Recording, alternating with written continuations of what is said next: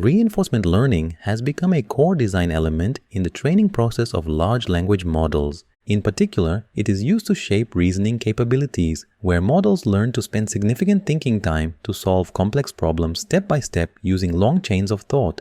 This wave was sparked in early 2025 with the release of DeepSeek R1, which demonstrated that reinforcement learning plays a critical role in developing these reasoning abilities in large language models.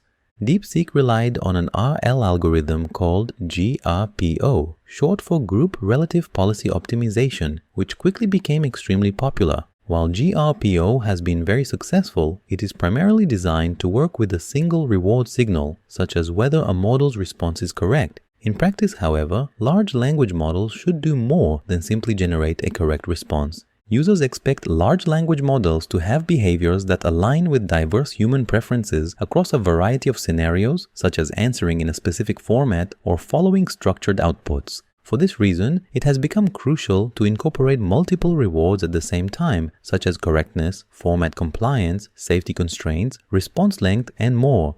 GRPO does not explicitly tell us how to handle this multi-reward setting.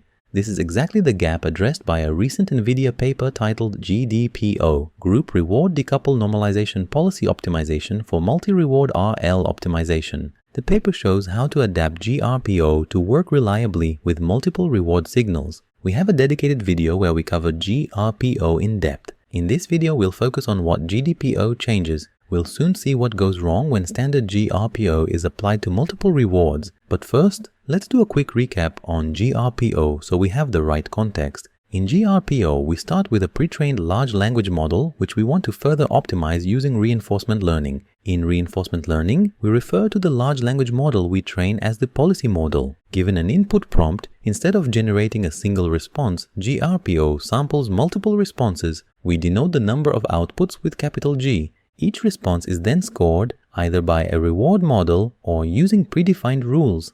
These rewards provide a measure for the quality of the responses. The notations here could be simplified, but we'll use notation that will be helpful when we discuss GDPO in just a moment.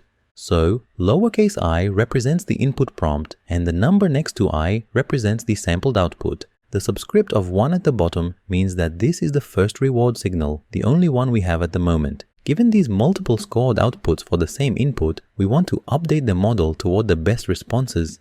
However, the raw rewards are not used directly to update the model. Instead, GRPO computes a quantity called the advantage, which tells us whether a given response is better or worse than the average response for that prompt. The following formula shows how the advantage is computed in GRPO. Lowercase j represents the sampled output or rollout. GRPO uses an estimation for the average response value using the rewards of the sampled responses. This is why it's called Group Relative Policy Optimization, since the quality of a response is measured relative to the group of sampled responses. This replaces the need for a different value model to estimate that.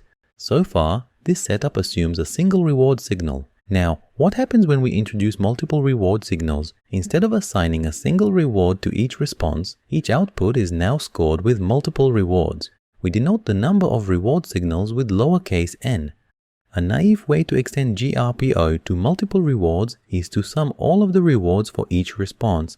This summed reward is then treated as a single reward signal in the same advantage formula as we can see here.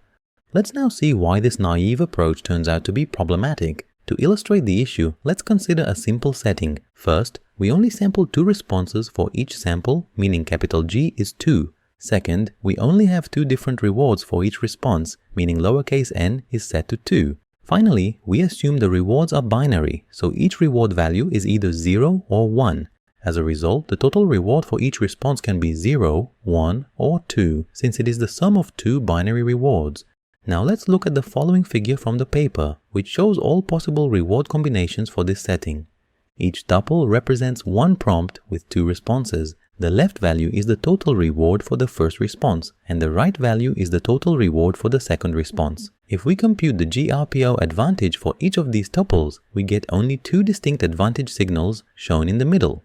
When the total rewards are equal, the advantage is 0, since the advantage is calculated relatively to the group, and if all rewards in the group are equal, then none is better than the others. More interestingly, all cases when the total rewards are not equal produce an advantage signal which is identical in its magnitude. Note that the ordering does not matter. Since the responses are sampled randomly, swapping two responses simply flips the sign, but from a learning perspective, this still corresponds to the same magnitude signal. Now let's consider the two cases shown in the upper right of the figure. In both cases, the second response got a total reward of 0, meaning neither reward is satisfied. However, in one case, the first response receives a total reward of 1, while in the other, it receives a total reward of 2. Despite this difference, GRPO assigns the same advantage in both situations. Intuitively, a response that satisfies two reward signals compared to none should produce a stronger learning signal than one that satisfies only a single reward. This collapse of distinct reward combinations into identical advantage values hides important information from the training process and leads to inaccurate model updates. Let's now see how GDPO fixes this issue. In the following figure from the paper, we see the advantage formula for both GRPO and GDPO in the multi-reward setting. As we've seen, the naive approach simply sums all reward signals and treats the result as a single reward. At the bottom of the figure, we see what GDPO changes. Instead of directly summing the rewards, GDPO introduces an additional preliminary step. First, each reward type is normalized separately within the group of sampled responses. Correctness rewards are normalized relative to other correctness rewards, format rewards relative to other format rewards, and so on. This is equivalent to computing the original GRPO advantage independently for each reward signal as if it was the only reward. This is the meaning of reward-Decoupled in the GDPO name. These per reward normalized advantages are then summed together to form a single learning signal. However, this summed signal can grow in magnitude as we increase the number of reward types, which may destabilize training. To ensure training stability, GDPO applies an additional batch-level normalization step. This is another difference comparing to GRPO. GRPO normalizes advantages only across responses sampled for the same prompt. GDPO normalization includes both responses sampled for the same prompt and also responses from other prompts in the same training batch. If we go back to our earlier example, where GRPO produced only two distinct advantage value combinations, we now see that GDPO resolves this issue by producing three distinct advantage combinations. Specifically, the two reward combinations we've discussed earlier now receive different advantage values, restoring information that was previously lost. Of course, this is a very simple setting, so we just see an increase of one advantage group. In practice, as shown in the following figure, this effect scales significantly in more realistic scenarios. In both plots, the y-axis shows the number of distinct advantage values. The left plot shows the number of sampled responses on the x-axis, while the right plot shows the number of reward signals on the x-axis.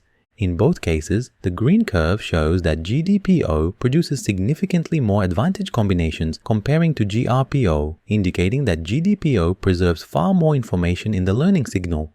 Finally, the following table shows a performance comparison between GDPO and GRPO on tool calling accuracy and format correctness. NVIDIA fine-tunes the 1.5 billion parameters and 3 billion parameters versions of Qwen 2.5 Instruct, and in both cases GDPO achieves clear improvements in both tool calling accuracy and format compliance. If you found this content valuable, please subscribe and hit the like button to support the channel. We also send 1-minute read summaries by mail about the papers we review here. Thank you for watching and stay tuned for more reviews of AI papers.